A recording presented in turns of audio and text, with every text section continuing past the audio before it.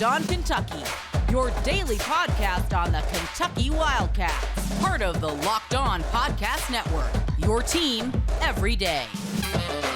All right, what is going on, Big Blue Nation? Welcome on in to Locked On Kentucky, your daily Kentucky Wildcats podcast. I'm your host, Lance Dawe, writer for Sports Illustrated for various SEC-related things. But on this podcast, we take a dive into all things Kentucky athletics. On today's episode of Locked On Kentucky, going to be discussing Daimion Collins and CJ Fredrick entering the transfer portal. What does this do for Kentucky's lineup? What does this change? I'm going to be honest with you, while I do, my heart goes out to Daimion Collins, obviously, and I hope the best for CJ Fredrick. I don't really think it changes much for Kentucky's rotation next season. In fact, I think that this was the best move for all parties. Going to break that down in just a little bit, and also going to dive into some listener questions. Got 3 questions from you guys today that I kind of want to break down on the episode as well. Thank you so much for making Locked On Kentucky your first listen every single day. Want to remind everybody out there that we are free and available on all platforms. And if you're watching on YouTube, as always, would appreciate it if you subscribed to the show and liked the video. If you do genuinely enjoy the content and you want to hop on the train here, we have just surpassed 4,000 subscribers, now pushing for 5K. Really appreciate everybody that has subscribed and kind of joined the wagon here as we move along. And if you're listening on podcast, I really appreciate it whenever you guys leave reviews and give me your thoughts on the show there as well. So Daimion Collins and CJ Fredrick have both entered the transfer portal today. I believe Fredrick before Collins. And Coach Calipari had some really nice comments to say about both these guys earlier this morning. He said about CJ, quote, "I enjoyed coaching CJ. What I loved most was that he never changed as a person or competitor despite dealing with all of the injuries. He got back up every time and did whatever he could for his team. He knows he'll always have a supporter in me, and I wish him nothing but the best." Again, that was a tweet there from Calipari before 10 a.m. today. And then a little bit past 10:30 earlier today, Coach Cal said this about Daimion Collins on Twitter. He said, quote, "Daimion Collins had a year I wouldn't wish on anyone and has been through more than any player should, including losing his grandfather in the last week. He's a talented player and a good person with a bright future. At Collins, Daimion, and his family know that I'll always be here for them." It's really, really tough to kind of wrap your mind around, if you've not experienced it personally, what Daimion Collins went through this past season with his father passing away right before the year got going. Like Cal just mentioned, his grandfather passing away in the last week. I really do hope that Daimion is able to kind of find a better place to shine here, and I wish him nothing but the best. It's very similar to the situation with Keontae Johnson, with Keontae obviously suffering the injury, the horrific injury that he had, possibly not going to be able to ever return to basketball again. Finds a place with Kansas State where he excels, and I really do hope that we see a similar thing with Daimion Collins. I'll go ahead and read you Collins' post here that he threw up on social media. He said, quote, "Dear Big Blue Nation, in the last 2 years, I have encountered so many amazing people and had some incredible memories that I will cherish a lifetime. To my teammates, thank you for the strong bond and brotherhood. We challenged and supported each other every day, and it actually made us better. I'm forever grateful for the valuable experiences we shared together. I want to take a moment to thank Coach Cal and his staff for giving me the opportunity to represent Big Blue Nation and continue my growth as a young man. While this has been a difficult decision, it's the best decision for my future. With that being said, I will be entering the transfer portal." Completely agree there. And again, I wish nothing but the best for Daimion Collins here. And same with CJ Fredrick, who said this on social media. He said, "UK family and Big Blue Nation, it has been a dream come true to play for Coach Cal, the University of Kentucky, and the best fans in the world in Big Blue Nation. This experience has been so much better than I could have ever imagined, and I've learned so much from Coach Cal on and off the court. And above all, I am most grateful to him for teaching me how to be a servant leader. Thank you to my fantastic coaches, trainers, doctors, and sports staff. You were all so great to me. To my teammates, truly are my brothers for life. I love going to war with you for every game, and I know we will have relationships for a lifetime. Having to deal with a couple of freakish injuries, I hope everyone knows that I've given my heart and soul to you, and I'm proud that I will always get to be a Wildcat. In just a few weeks, I'll be able to proudly say that I'm a graduate of the University of Kentucky. Having fulfilled this lifetime dream, I feel it is best in my interest to explore every option for my future for so many reasons, In addition to considering professional options, I'll be entering the transfer portal while maintaining my college eligibility. Thank you all for the support. Much love and respect, CJF1. Again, absolutely no hate for either of these players for what they did for Kentucky, for how they contributed. We've talked here on the show about some of the inconsistencies with some of their games. I think part of that had to do with CJ, with his injuries, and with Collins. I mean, there's every excuse in the world to give for some of the issues that he may have had on the court. And to be completely honest with you, I thought in his limited playing time that he did get this season, I thought he played very well. So I appreciate both of these guys and what they've done for the program. I'm sure all of you out there do as well. And I really do hope that they're able to find a spot where they land and they're able to shine in their final year. If Fredrick does decide to hang it up, or if he decides to go to one more spot to kind of see if he can be a focal point of an offense, I'm sure that he deserves that, especially if he ends up going to some mid-major school. I'm absolutely certain that he could tear it up immunity at one of those schools as well. Daimion Collins, I think that because of his 5-star status, he's got a really good shot to land somewhere high profile. Is he going to move back somewhere closer to Texas? That's been kind of the assumption here throughout the past several weeks. So again, thoughts and prayers to Collins, and really appreciate CJ, and congrats to him and his fiancé for soon getting married as well. So like I said at the beginning of the show, I'm going to be honest with you, I don't really know what this does to Kentucky's rotation, because of the fact that they've got so many other options that are either potentially returning or they could bring in, rather, through the transfer portal. And with these two guys making their decision, it really does open up some things that we're probably going to discuss for the next week or so, in terms of what Kentucky's lineup needs to look like or needs to be adjusted to. So your backcourt's fine. Rob Dillingham, Duthiero, DJ Wagner, Reed Shepard. CJ Fredrick, I think, would have been an interesting piece to have come off the bench and kind of rotate in at that shooting guard or small forward spot. But you've also at small forward got Justin Edwards. Now that we know that CJ Fredrick is gone, I think that Chris Livingston or Antonio Reeves coming back is, I don't want to say a guarantee, but it feels certain at this point. One of them, I'm not saying both, I'm saying at least one of them coming back. You can debate in the comments below whether you'd rather have you'd rather have Livingston or you'd rather have Reeves come back. I'd love to hear you guys' thoughts on that if you're still watching, which I appreciate. 7 or 8 minutes in, appreciate you guys watching. At power forward, this is where things get interesting, and I want to sit up here for a second. So you've got Aaron Bradshaw as your starter, assumedly your starter at power forward. You've got Ugonna and Yenzo, and you've got all the things going on with Shibwe and Dickinson and potentially getting a transfer in. You've got Lance Ware in that room as well. I don't think Lance Ware should be playing backup power forward. That's just me. But now that Collins is gone, it leaves a clear window open for Kentucky to go grab a transfer power forward in the transfer portal. Feels sort of redundant what I said there, but point being, I think everything is okay. It doesn't change much of anything that Collins and Fredrick are gone, because I believe that Kentucky probably would have gone out and tried to get a transfer portal power forward anyway. So that's my thought on Kentucky's rotation after these two guys leave. I'm just going to be transparent. It doesn't really change, I think, the trajectory or the game plan for what the Wildcats want to do this offseason. So if you've got any thoughts on CJ or Daimion or how the rotation should look, you can leave that in the YouTube comments below. Before I get to listener questions, I want to remind you guys, if you have any questions for the show, leave them in the YouTube comments below. If you're listening on the socials, at Locked On UK on Twitter is where you can reach out to me. If you have a question, I will answer it. If I don't see it, I apologize. I'm looking. Today we've got 3 questions I want to dive into. Before we get to that, though, I want to tell you guys about our friends over at Built Bar. So something exciting is coming to Built tomorrow, April 22nd. We talked about it on yesterday's episode.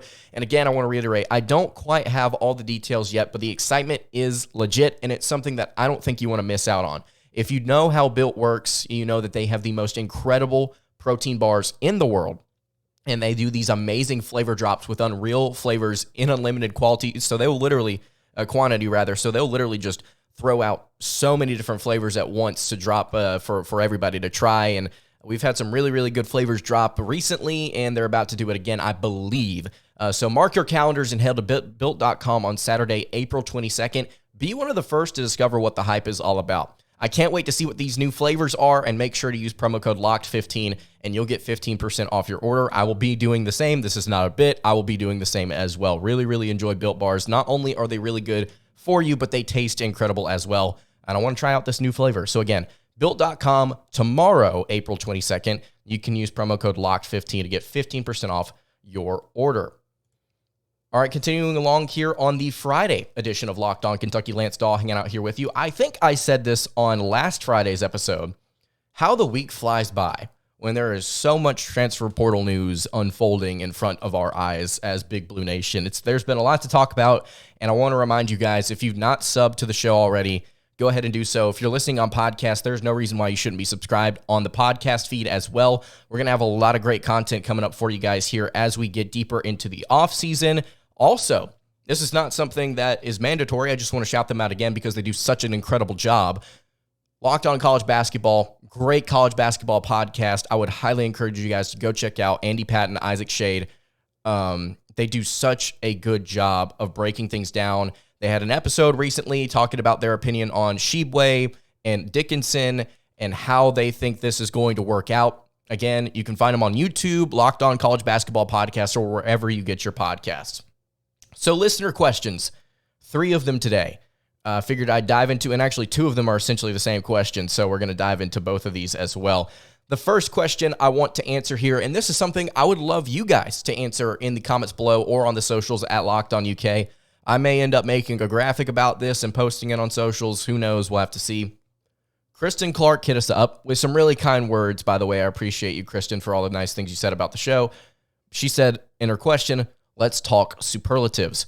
Who will be the most athletic, the best defender, the hype man, and the highest percentage shooter on next year's team? Thanks and have a great day, Big Blue Nation. Again, Kristen, really appreciate you dropping a question for us. And if you have any questions, one more time, hit me on YouTube, on the socials at Locked On UK. So I'm going to walk through here, and you may disagree, you may agree, you may have a completely different player in mind here whenever I'm breaking down these 4 different things, but I want to hear your thoughts on them. So the most athletic player on Kentucky's roster next season, they're not going to have a guy like Jacob Toppin, unfortunately, throwing down dunks, or even a guy like Daimion Collins on their roster.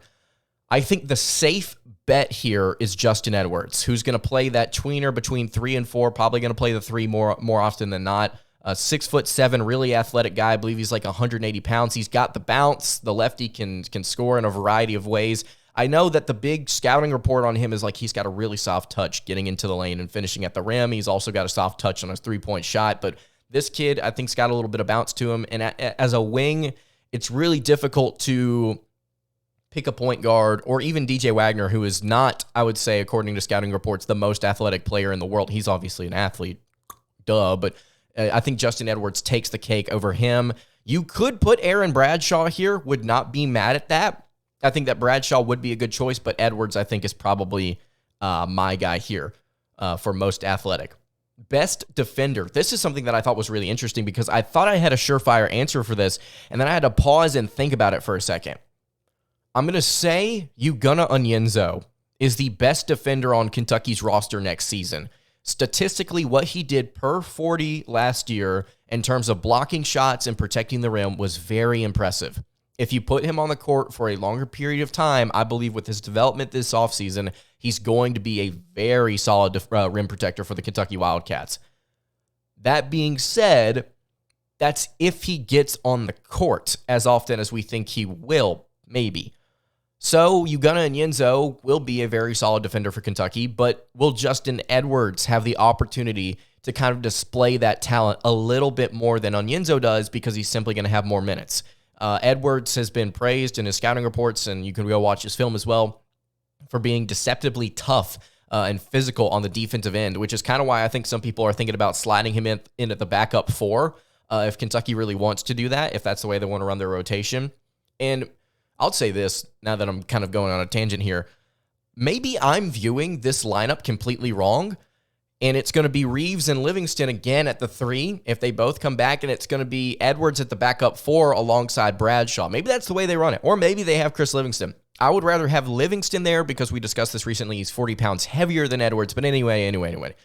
Justin Edwards, I think, for what it's worth, may end up being one of the better defenders on this roster simply because he's out there more often, and I just don't know if Rob Dillingham, DJ Wagner, Reed Shepherd, I don't know if they're going to be the big guys to kind of overtake that. Aaron Bradshaw is also another name that I wanted to write down here. It's one of the 3. It's either going to be Onyenso, Edwards, or Bradshaw. It's one of those 3. And if you have a thought on who else it might be, you can leave that in the YouTube comments below or on the socials at Locked On UK. The hype man. This was the easiest one for me. I did not have to think about this hardly at all. It's Lance Ware. Not only do we share the same name, not only are we both extremely cool, that's a joke, but Lance Ware, he really does bring the energy and the fight to the party. For all of the negative things that I've said about what he could be in this rotation, doesn't take away from the fact that he's an incredibly efficient player, I might say, about Lance Ware. And on top of that, he's a very hard-nosed fighter. And I absolutely love the energy. You need a Lance Ware on your team. Every single team needs a Lance Ware. If you're full of a team of Lance Wares, that's an interesting squad, I'll say that. But if you have one Lance Ware, I think you're set in terms of hype coming off the bench and then hype in game. Very athletic player who can get a lot of stuff done for you, but I think it's the emotion that's really the most valuable thing here for Lance Ware on this year's team. And then the final part of this question here from Kristen Clark is the highest percentage shooter on next year's team. So I'm going to give you 2 responses to this because I think that you can take this 2 different ways. You can say the highest field goal percentage overall, and then you can say the best 3-point shooter. I think that for the best field goal percentage, it's going to be Lance Ware or Ugonna Onyenso. Last season, Lance Ware led the Wildcats shooting almost 66% from the floor. And then Ugonna Onyenso was 3rd on the team, shooting about 53% from the floor. I think that's going to be one of those 2. Does Onyenso get the ability to display a little bit more of an in the paint touch instead of directly at the rim? I don't know. Maybe that's what brings his percentages down again this season. But if you had to make me pick, I'll say Ware, just simply because I think that, again, the efficiency that he brings, getting his 1 or 2 buckets a game is valuable. And it's going to be, the percentage, therefore, it's going to be high. And then the best 3-point shooter. If Reeves comes back, he's the easy answer here. If he doesn't come back, I've not seen enough of Rob Dillingham's statistics outside shooting to know what he's going to be. Although I will say I have seen his overall field goal percentages, and through circuits and high school ball, they're not phenomenal. So while he may be a scorer, he's not the best shooter. DJ Wagner, very similar. Not the best 3-point shooter, but can get to the rim and score quite a bit. But that's not shooting. That's getting a layup. With Reed Shepherd on this team, he's my early guess to be the Wildcats' best 3-point shooter. But if he doesn't, if Reeves does come back, it's going to be Reeves and then Shepherd second. Also, you have to factor in this. These guys coming out of high school, let's take Reed Shepherd, for instance. His calling card is shooting, right? Does the environment for a freshman, an 18-year-old kid, affect his ability to shoot? And does it take maybe a year to kind of get comfortable and kind of file in here? I can see a world where Shepherd has a good year for what he is as a role player, but doesn't shoot like lights out. Like he shoots like 34% from deep. 34.5%, 35%. And then next season, if he comes back, he's a 38, 39, 40% 3-point shooter, and Kentucky is really, really excited about his trajectory. Again, that's just an assumption.